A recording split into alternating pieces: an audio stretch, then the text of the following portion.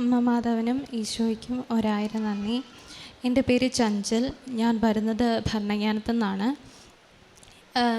എല്ലാവർക്കും മാതാവ് വഴി ഒത്തിരി അനുഗ്രഹങ്ങൾ കിട്ടുന്ന പോലെ മാതാവ് എന്നെയും അനുഗ്രഹിച്ചു. ഏകദേശം 2 വർഷമായിട്ട് ഞാൻ ഡിഗ്രിക്ക് ശേഷം എന്ത് ചെയ്യണമെന്നറിയാതെ ഇങ്ങനെ നിൽക്കുമായിരുന്നു. അപ്പം പുറത്തു പോയി പഠിക്കണം എന്നെനിക്കൊരാഗ്രഹം ഉണ്ടായിരുന്നു. അങ്ങനെ ഞാൻ ആദ്യമായിട്ട് UK സെലക്ട് ചെയ്തു. അപ്പോൾ UK പോകാനുള്ള കാര്യങ്ങളൊക്കെ ഓക്കെ ആയി വന്നപ്പോഴത്തേനും എൻ്റെ ഡാഡിക്ക് മേലാതായി. അതുപോലെ തന്നെ വീടിൻ്റെ പണി നടക്കുന്നുണ്ടായിരുന്നു. അപ്പം എനിക്ക് വെച്ചിരുന്ന ഫിനാൻഷ്യൽ പോകാൻ വെച്ചിരുന്ന ഫിനാൻഷ്യൽ ഫണ്ടെടുത്ത് ഇതിലേക്ക് ഉപയോഗിച്ചത് കൊണ്ട് എനിക്ക് പോകാൻ പറ്റിയില്ല അന്ന്. അത് കഴിഞ്ഞ് വീണ്ടും ഞാൻ ജോലിക്ക് കയറി 1 വർഷത്തിന് ശേഷം വീണ്ടും പുറത്തേക്ക് പോകാം എന്ന് വിചാരിച്ച്, കാരണം വെച്ചാൽ പുറത്തേക്ക് പോയി പഠിക്കണം. ഇവിടെ എനിക്ക് മെറിറ്റ് സീറ്റിൽ ഇവിടെ ഗവൺമെൻറ്റിൻ്റെ ഇതിൽ കിട്ടിയിട്ടുണ്ടായിരുന്നു. പക്ഷേ അത് വേണ്ട, എനിക്ക് പുറത്ത് പോയി തന്നെ പഠിക്കണം, അവിടെ ജോലി ചെയ്യണമെന്ന് വെച്ച് ഞാൻ പിന്നെ വീണ്ടും ജർമ്മനി നോക്കാനായിട്ട് നിൽക്കുമായിരുന്നു. അപ്പോഴത്തേനാണ് ഒരു അംഗീകാരമില്ലാത്ത കോഴ്സ് തന്നു ഏജൻറ്റ് അങ്ങനെ എന്നെ പറ്റിച്ചു. അപ്പോൾ ഏകദേശം 1 ലക്ഷം രൂപ അടുത്ത് എനിക്കവിടെ നഷ്ടമായിരുന്നു. അത് കഴിഞ്ഞ് വീണ്ടും ജോലിക്ക് കയറാം, പക്ഷെ ജോലി അന്വേഷിച്ചിട്ടൊന്നും കിട്ടുന്നുമില്ല. അപ്പം ഞാൻ എന്ത് ചെയ്യും? 2 വർഷം ഇങ്ങനെ പോവാം. അപ്പോൾ എന്ത് ചെയ്യുമെന്ന് വെച്ചുകൊണ്ടിരുന്നപ്പോഴാണ് എൻ്റെ ഡാഡി പത്രത്തിലൊരു പരസ്യം കണ്ടത്. നമ്മുടെ കേരള ഗവൺമെൻറ് ജർമ്മൻ ഗവൺമെൻറ്റുമായിട്ട് കൂട്ടിച്ചേർന്ന് പിള്ളേരെ അങ്ങോട്ടേക്ക് പഠിപ്പിക്കാനായിട്ട് സ്പോൺസർ ചെയ്യുന്നു. അപ്പം ഓൾറെഡി ഞാൻ ഓൺലൈൻ വഴി ഉടമ്പടി എടുത്ത് എനിക്കൊരു തീരുമാനം, എൻ്റെ ലൈഫിലൊരു തീരുമാനം ഉണ്ടാവണം, ഞാൻ ഇനി എന്ത് ചെയ്യണമെന്നുള്ള ഒരു തീരുമാനം ഉണ്ടാവണമെന്നറിഞ്ഞ് ഞാൻ ഉടമ്പടി എടുത്തിരുന്നു. അങ്ങനെ ഞാൻ ജർമ്മൻ ലാംഗ്വേജ് പഠിക്കാനായിട്ട് തീരുമാനിച്ചായിരുന്നു. അങ്ങനെ A1 കഴിഞ്ഞു, A2 കഴിഞ്ഞു, B1 എത്തിയപ്പോഴാണ് ഈ പത്രവാർത്ത എൻ്റെ ഡാഡി കാണാനിടയായത്. അപ്പോൾ ഡാഡി എന്നോട് പറഞ്ഞു, മോളെ നമുക്ക് പോവാം. അപ്പം എൻ്റെ ആകെയുള്ള കരുത്തെന്ന് പറയുന്നത് ഈ മാതാവിൻ്റെ ലോക്കറ്റാണ്. അപ്പം ഞാൻ ഇതുമായി എൻ്റെ ഡോക്യുമെൻറ്റ്സും കാര്യങ്ങളൊക്കെ എടുത്ത് അങ്കമാലി ചെന്നു. അമ്മയും ആ കൂട്ടത്തിൽ ഉടമ്പടി എടുത്തിട്ടുണ്ടായിരുന്നു. അപ്പം അമ്മയുടെയും ഒരു ആഗ്രഹമായിരുന്നു ഞാനൊരു സ്ഥലത്ത് എത്തണം എന്നുള്ളത്. അപ്പം അങ്ങനെ ഞാൻ അവിടെ ചെന്നപ്പോൾ എൻ്റെ കണ്ണ് തള്ളിപ്പോയി. ഏകദേശം 800 കുട്ടികൾ ആ ഇൻ്റർവ്യൂ പങ്കെടുക്കാനായിട്ടുണ്ടായിരുന്നു. പക്ഷേ എൻ്റെ ഒരു ധൈര്യം എന്ന് പറയുന്നത്, എൻ്റെ കയ്യിൽ ഉടമ്പടി ഉപ്പുണ്ടായിരുന്നു, അതുപോലെ തന്നെ ലോക്കറ്റും ഉണ്ടായിരുന്നു. അപ്പം ഞാൻ ആദ്യം തന്നെ നേരത്തെ ചെന്നിട്ട് ഞാൻ ആ പരിസരത്ത് ഉടമ്പടി ഉപ്പിട്ടു.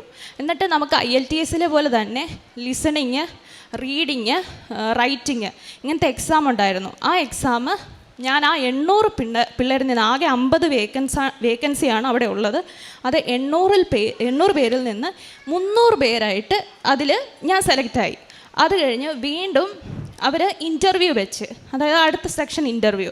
അപ്പം അത് എൻ്റെ രാത്രി 8 മണിക്കാണ്, കാരണം 300 പിള്ളേരുണ്ട്. അപ്പോൾ അത് ഏകദേശം രാത്രി 8 മണിയായി എൻ്റെ ഇൻ്റർവ്യൂ നടന്നപ്പോഴത്തേനും. അപ്പോഴും എൻ്റെ കയ്യിലുള്ളത് ഈ ലോക്കറ്റ് മാത്രമാണ്. എന്ത് ചെയ്യണം? കാരണം ഇത്രയും പിള്ളേരുണ്ട്, സെലക്ഷൻ കിട്ടുമോ കിട്ടാതിരിക്കുമോ അതല്ല, നമുക്ക് എന്നുവെച്ചാൽ എൻ്റെ കയ്യിൽ ലോക്കറ്റുണ്ട്, അത് മാത്രമാണ് എൻ്റെ ആശ്രയം. ഞാൻ അവിടെ ചെന്നു, ഇൻ്റർവ്യൂ പങ്കെടുത്തു, ലാസ്റ്റ് ബാച്ചാണ്. അപ്പോൾ എനിക്ക് ഇൻ്റർവ്യൂവിൻ്റെ റിസൾട്ട് വന്നപ്പോഴത്തേനും അത് പങ്കെടുത്ത് ഞാൻ തിരിച്ചു പോന്നു, രാത്രിയായപ്പോൾ തിരിച്ചു പോന്നു. അതിന് 10 ദിവസം കഴിഞ്ഞിട്ട് എനിക്ക് ഇൻ്റർവ്യൂവിൻ്റെ ഒരു റിവ്യൂ വന്നു, നിങ്ങൾ സെലക്റ്റായെന്നും പറഞ്ഞുകൊണ്ട്. അപ്പം ജർമ്മൻ ഗവൺമെൻറ്റിലേക്ക് 50 പേര് സെലക്ട് ആയതിൽ ഞാനൊരു പാർട്ടായി. അപ്പോൾ അത് കഴിഞ്ഞിട്ട് എനിക്ക് ഭയങ്കര ആഗ്രഹമായിരുന്നു അതായത് ഗവൺമെൻറ് ഹോസ്പിറ്റലിലേക്ക് എനിക്ക് സെലക്ഷൻ കിട്ടണമെന്നുള്ളത്. അപ്പോൾ ജർമ്മനിയിൽ ഹൗസ് ബിൽഡിങ്ങിനാണ് പോകുന്നത്. അപ്പം ആ ഗവൺമെൻറ് ഹോസ്പിറ്റലിൽ തന്നെ പഠിക്കണമെന്ന് എനിക്ക് ഭയങ്കര ആഗ്രഹമായിരുന്നു. അങ്ങനെ ഉടമ്പടിയിൽ ഞാൻ ആ നിയോഗം എഴുതിയിട്ടു. അതിൻ്റെ പേരിൽ എനിക്ക് ഒരു ജർമ്മൻ ഗവൺമെൻറ്റിൻ്റെ ഇൻ്റർവ്യൂ ഇവിടുത്തെ ഗവൺമെൻറ് എടുത്തു തന്നു. ആ ഇൻ്റർവ്യൂവിൽ 10 പേരുണ്ടായിരുന്നു. ആ 10 പേരിൽ ആദ്യം 4 പേരെ സെലക്റ്റാക്കി. ഇപ്പോൾ 2 പേരെ അവരങ്ങോട്ടേക്ക് സ്പോൺസർ ചെയ്തതിൽ ഒരാൾ ഞാനാണ്.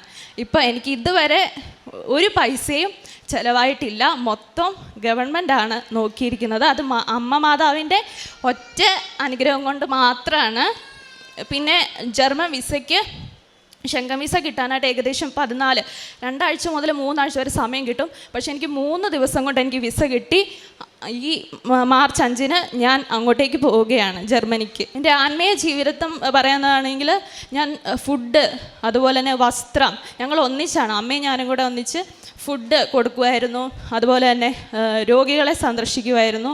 പിന്നെ ഞാനൊരു ജർമ്മൻ ടീച്ചറായിട്ട് ഈ ഇടയ്ക്ക് വർക്ക് ചെയ്തിട്ടുണ്ടായിരുന്നു. അപ്പോൾ എൻ്റെ കുട്ടികൾക്ക് ജർമ്മൻ പത്രം വാങ്ങിച്ചു കൊണ്ടേ കൊടുത്ത് കുട്ടികളോട് ഞാൻ പറയും, പിള്ളേർ നിങ്ങളിത് വായിക്കണം. കാരണം വെച്ചാൽ അവർക്ക് ലാംഗ്വേജ് പഠിക്കുകയും ചെയ്യാവുന്ന ഒരു വഴിയാണ് ജർമ്മൻ പത്രം, കൃപാസന പത്രം. അത് ഞാൻ വിതരണം ചെയ്യുമായിരുന്നു. അങ്ങനെ ഇത് തന്ന അമ്മ മാതാവിന് ഒത്തിരി നന്ദി. ഞാൻ എന്നും കൊന്ത ചെല്ലാതെ ഞങ്ങളുടെ വീട്ടിൽ ആരും കിടക്കുകയില്ല.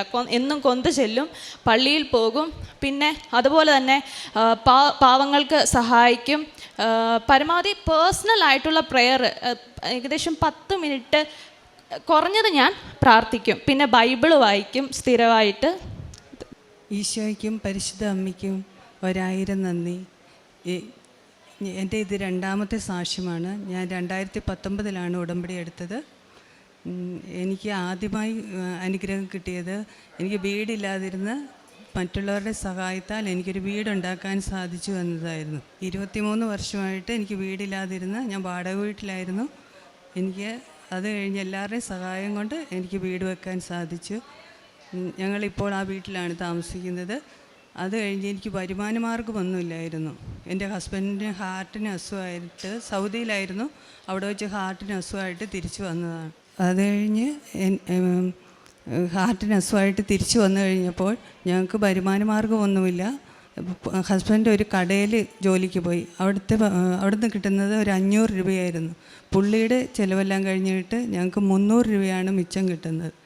അതുകൊണ്ടായിരുന്നു ഒരുപാട് ബുദ്ധിമുട്ടിലൂടെ ഞങ്ങൾ കടന്നു പോയപ്പോൾ ഞങ്ങൾക്ക് ഒരു ഹോസ്റ്റൽ തുടങ്ങാൻ, എൻ്റെ വീട് തന്നെ, എൻ്റെ ഹസ്ബൻഡ് ഈ ഇൻസ്റ്റിറ്റ്യൂട്ടിൻ്റെ ജർമ്മൻ പഠിപ്പിക്കുന്ന ഇൻസ്റ്റിറ്റ്യൂട്ടിൻ്റെ അടുത്തൂടെ പോയപ്പോൾ അവിടെ അതിൻ്റെ ഓണർ അച്ഛനെ കാണുകയും ഞങ്ങളുടെ വീട്ടിലെ കുട്ടികളെ താമസിപ്പിക്കാവോ എന്ന് അച്ഛനോട് ചോദിക്കുകയും ചെയ്ത് അച്ഛൻ വന്ന് കണ്ട് അവിടെ ഇഷ്ടപ്പെട്ടിട്ട് അച്ഛൻ പറഞ്ഞ രീതിയിൽ കിടക്കാനുള്ള സൗകര്യമൊക്കെ ആക്കി എൻ്റെ വീടിപ്പോൾ ഹോസ്റ്റലായിട്ട് ഉപയോഗിക്കുന്നു.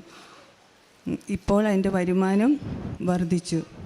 ഇത്രയും അനുഗ്രഹം ചെയ്തു തന്ന പരിശുദ്ധ അമ്മയ്ക്കും ദൈവമാതാവിനും 1000 നന്ദി.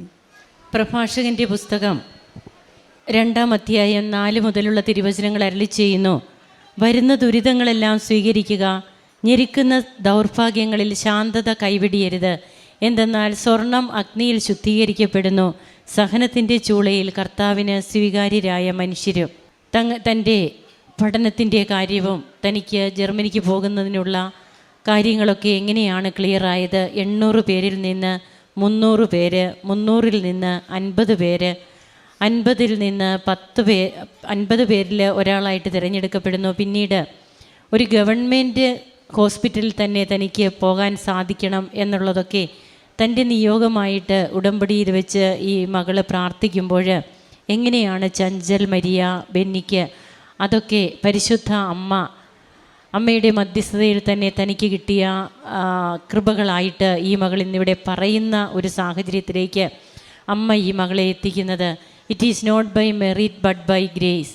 അതുകൊണ്ട് തന്നെയാണ് നാം ഇപ്പോൾ കേട്ട തിരുവചനങ്ങൾ പോലെ വരുന്ന ദുരിതങ്ങളെല്ലാം ശാന്തതയോടെ സ്വീകരിക്കുക, ഞെരുക്കുന്ന ദൗർഭാഗ്യങ്ങളിൽ ശാന്തത കൈവിടിയരുത്. തൻ്റെ ആദ്യത്തെ ഏജൻസി മൂലം പണം നഷ്ടമാകുമ്പോഴും പിന്നീട് തനിക്ക് ജോലിയില്ലാത്ത 2 വർഷങ്ങൾ, ഒരു തീരുമാനമെടുക്കാനൊന്നും പറ്റാത്ത അവസ്ഥകൾ, ഇവിടെയൊക്കെ എങ്ങനെയാണ് ഓൺലൈൻ ഉടമ്പടി എടുത്തതിന് ശേഷം തനിക്ക് ഒരു തീരുമാനമെടുക്കുവാനും അങ്ങനെ എല്ലാറ്റിനും അമ്മയുടെ കാശുരൂപം എങ്ങനെ തനിക്ക് ധൈര്യമായി ബലമായി കൂടെ ഉണ്ടായിരുന്നു. തൻ്റെ ജീവിതത്തിൽ മറ്റുള്ളവർക്ക് വേണ്ടിയുള്ള ഒരു കരുതൽ, അവർക്ക് വേണ്ടി അവരിലേക്ക് ക്രിസ്തുവിനെ പകർന്നു കൊടുക്കുവാനായിട്ട് കൃപാസന പത്രം മറ്റ് ഭാഷകളിൽ പ്രത്യേകിച്ചും താനൊരു ജർമ്മൻ ട്യൂട്ടറാകുമ്പോൾ ജർമ്മൻ ഭാഷയിലുള്ള പത്രമൊക്കെ കുഞ്ഞുങ്ങൾക്ക് കൊണ്ടേ കൊടുക്കുക, അവരും ഇവിടെ വന്ന് ഉടമ്പടി എടുക്കാൻ ഇടയാകുക. അങ്ങനെ തൻ്റെ പ്രേക്ഷിത പ്രവർത്തനങ്ങളിലൂടെ ക്രിസ്തു മറ്റുള്ളവരിൽ വ്യാപിക്കണം, ക്രിസ്തുവിനെ മറ്റുള്ളവരും കൂടി അറിയണം. ആ ഒരു ബോധ്യത്തോടെ ഈ മകൾ ചെയ്യുന്ന കാര്യങ്ങൾക്ക് പിന്നീട് തനിക്ക് ഗവൺമെൻറ് ഹോസ്പിറ്റലിൽ തന്നെ തനിക്ക് അഡ്മിഷൻ കിട്ടുന്നു, യാതൊരു പൈസ ചിലവുമില്ലാതെ ഉടനെ തന്നെ താൻ ജർമ്മനിക്ക് പോവുകയാണെന്നാണ് ഈ മകളുടെ സാക്ഷ്യം പങ്കുവയ്ക്കുക. 23 വർഷമായിട്ട് തങ്ങൾക്ക് സ്വന്തമായി ഭവനമില്ലായിരുന്നു. ഉടമ്പടി എടുത്തതിന് ശേഷം പലരും തങ്ങളെ സഹായിക്കുവാനായിട്ട് മുമ്പോട്ട് വന്നു. അങ്ങനെ നല്ലൊരു ഭവനം പണിയുവാനും തങ്ങൾക്കൊരു നല്ല വരുമാനം ലഭിക്കുവാനുമൊക്കെ ഇടയായതിൻ്റെ നന്മകൾ അതെല്ലാം ഈ കുടുംബം ഒന്നിച്ച് അനുഭവിക്കുകയാണ്. നമുക്ക് ജീവിതത്തിലെ പ്രതിസന്ധികളെ പ്രതിസന്ധികളായിട്ട് മാത്രം കണ്ടുകൊണ്ട് നിരാശപ്പെട്ട് ജീവിക്കുവാനാണെങ്കിൽ അതും നമുക്ക് സാധിക്കും. ദൈവത്തോട് കൂടുതൽ ചേർന്ന് നിന്നുകൊണ്ട് ഇതൊക്കെ ദൈവിക കൃപകളായിട്ട് ദൈവത്തിൽ നിന്ന് നമുക്ക് കിട്ടുന്ന അനുഭവങ്ങളായിട്ട് അവയെ എടുത്തുകൊണ്ട് കർത്താവിനോട് ചേർന്ന് നിന്ന് ഉടമ്പടി ജീവിതത്തെ ഏറ്റവും നല്ല രീതിയിൽ ജീവിച്ച് ആ ജീവിതത്തിലൂടെ ദൈവിക കൃപ നമ്മിലേക്ക് ഒഴുകുന്നതിനുള്ള മാർഗങ്ങളായിട്ട് ഈ തടസ്സങ്ങളെ മാറ്റുമ്പോൾ അവിടെയാണ് ദൈവത്തിൻ്റെ വഴികൾ പദ്ധതികൾ നമ്മിൽ രൂപപ്പെടുക.